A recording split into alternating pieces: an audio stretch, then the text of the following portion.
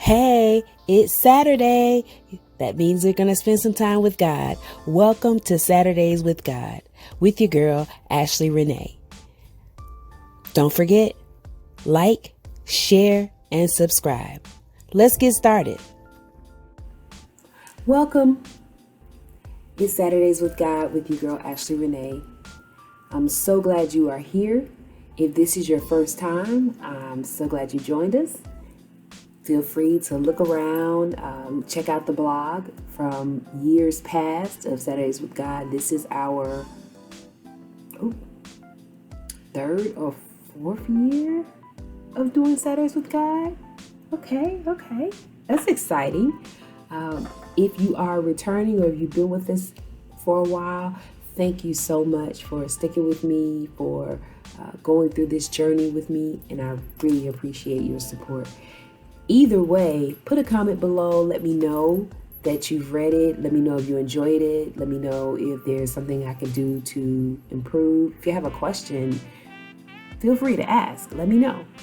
And I will be glad to answer it in the next video or the next vlog. Because we're doing a video vlog now. Okay. So this last week we talked about the end of slavery, specifically the end of my slavery to fear.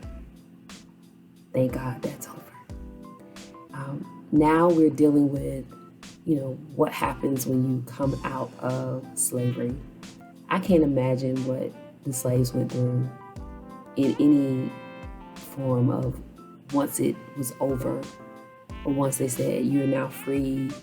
The Emancipation Proclamation was signed, and not talking about those places where they wouldn't allow them to be free.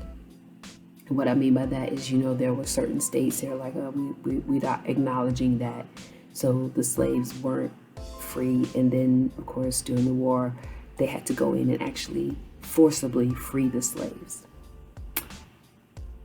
I believe there may be pieces or parts of my life that I might have to forcibly go in and release from the slavery of fear. Like that's gonna take some action from me to release it. And I'm gonna tell you, this was not what I wanted to talk about today, but let God have his way, right? There are going to be some areas of my life that I'm going to have to go in and say, I take it back. Or in areas where I've never really had control of it or never really had a handle on it because fear was just from day one running it. I've got to go in and say, yeah, let me have that. Run that. Okay, run me that. You know how we say, run me my money. Run me my whatever area of my life that is. And through this process, I'm looking forward to it.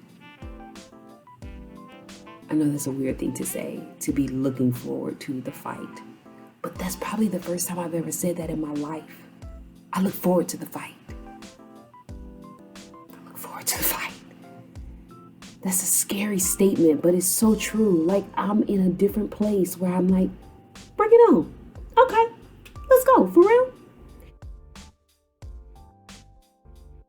I had a conversation the other day with Zanae's father, and we were talking about having that fight in you.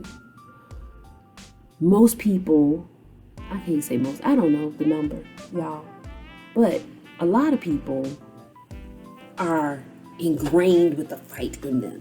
It's built in them.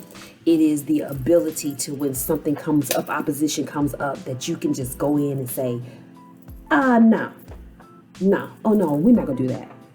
And what I realized is I didn't have fight for myself, but baby, I had it for everybody else. I will fight for you, defend you to other people, but I didn't have it for me. Yeah, I didn't have it for me. I didn't know how to defend myself. I didn't know how to really speak and say exactly what it was or what it is that I wanted to say. And I hope that makes sense to some people. Some people have been like, what you mean? How you not fight for yourself? Yeah, I get it. God bless you. You've been able to fight for yourself and others your whole life. That just ain't my testimony. Okay? But now there is a building up of the faith and the understanding of who I am and whose I am. And you're like, well, you've been writing Saturdays with God for a while now. Like, didn't you already know? I knew it in speech. I knew it in writing. I knew it in words. The key here is believing. And I knew, the Bible talks about how we do things in parts. I believed in part. And when it talks about in parts, I mean, you do some, halfway, yeah.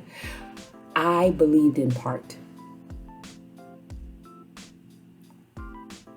There were certain parts of me that I held back from God. There were certain dreams and certain thoughts and things that, first of all, let me pause right there and say, when I say I held back from God, that sounds real silly and stupid to me. So silly and stupid to me, okay? Because how you hold things back from the all-knowing? In pause. Now, so I held back those things that I thought I was hiding from God. The feelings, the thoughts, the desires, the things I really wanted. And I wouldn't tell God.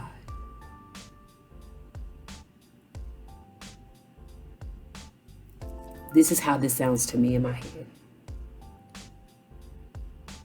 And this is all out of fear and out of experience and out of disappointment and rejection and abandonment. It's all about out of those pieces. But here's the thing. This is what it sounds like. You get someone who says, I can do anything.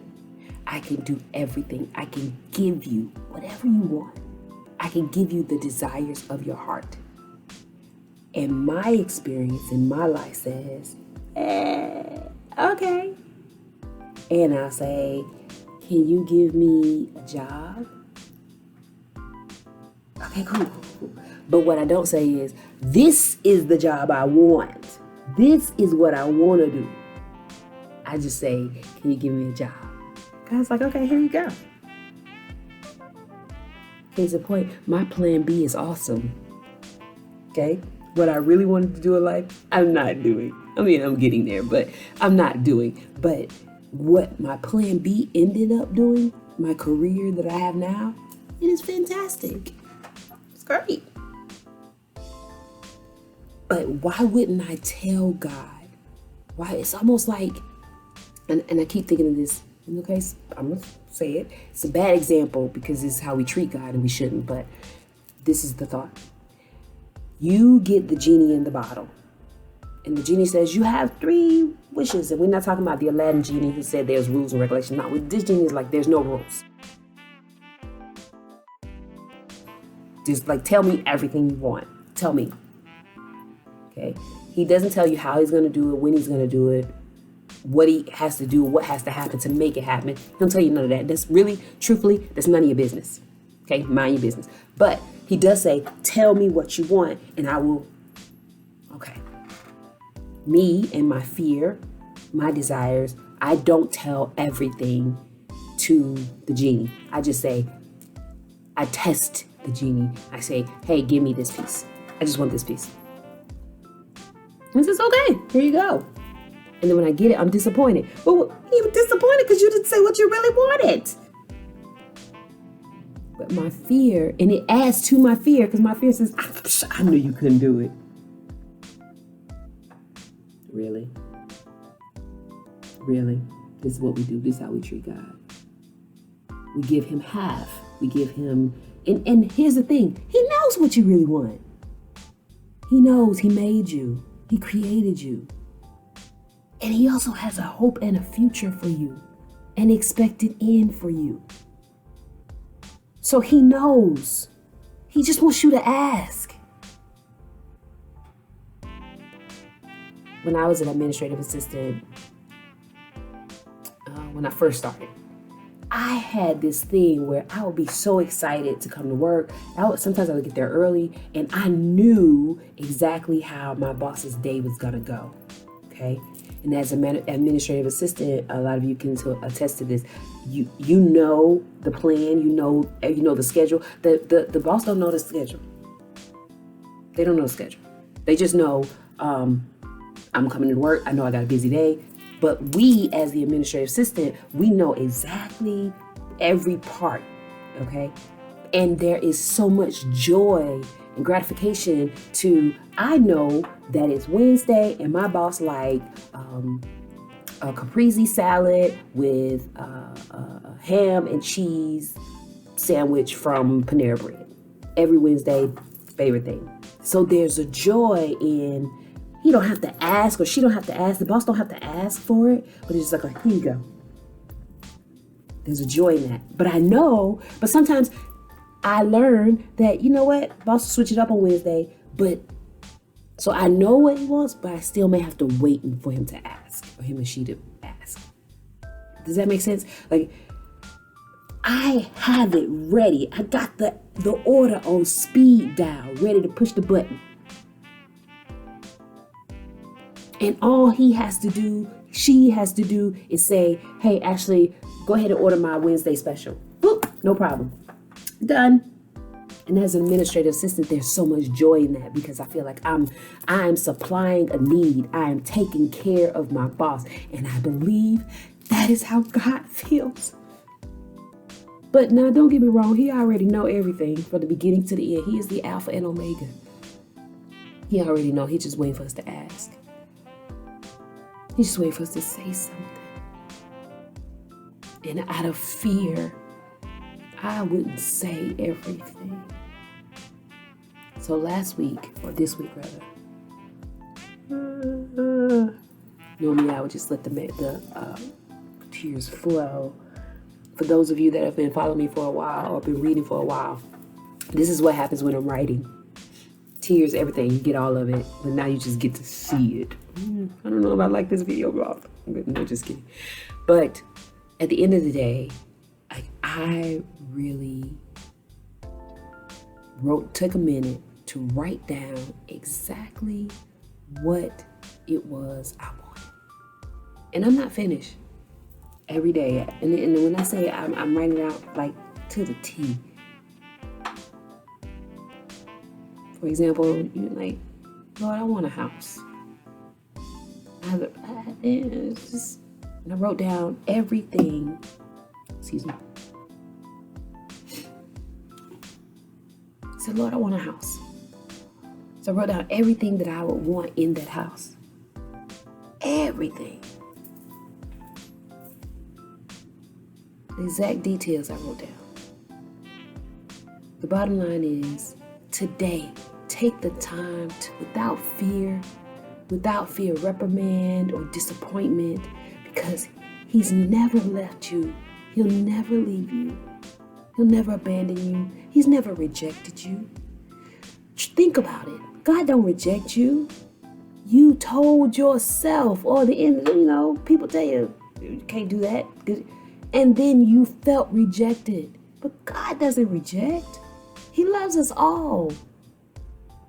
The sinner, he loves us all. And he wants us to come to him and ask for what you shall. Matthew chapter 6 talks about how much God loves us. Like how much he loves the birds and how he clothes the flowers and the birds, and how much more does your Father in heaven love you, that he would give his only son to die a gruesome death for you? Who am I that you are mindful of me? But he is. And I will not be afraid to go to my Father. I will not be afraid. So this is one of those areas that I got to take back. I got to snatch back. And I won't be afraid. Don't be afraid today. We're not living in fear no more. I'm not a slave to fear. I'm a slave to righteousness. and doing what's right. And I will not be afraid to love and to believe that God is a reward of those who diligently seek Him. I have to believe that, and I'm not afraid to believe. And if God don't come through like I think, like I want Him to, but He comes through, I can't be mad at that. So I put aside my agenda, I put aside my will, I put aside everything that I think I want to do. And I focus in on God. And I will believe and I will not be afraid. It's the end of slavery, people. We're not going to be afraid no more. You know what? Last week is funny. Last week, I posted that video and my eyelash was all messed up and I got scared and I got ready not to post the video. I will not be afraid. I won't be afraid. What are you going to do?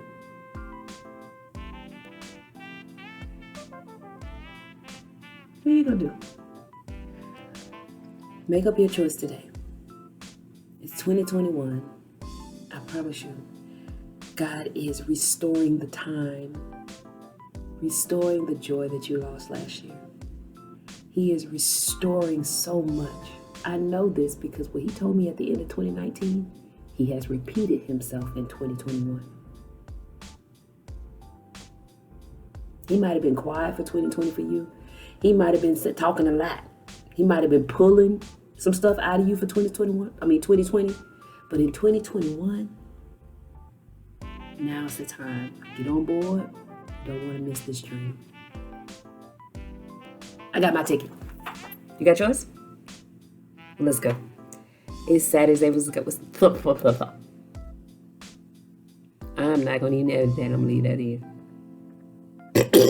But it's Saturdays with God. I love y'all. Have a wonderful day. Be blessed.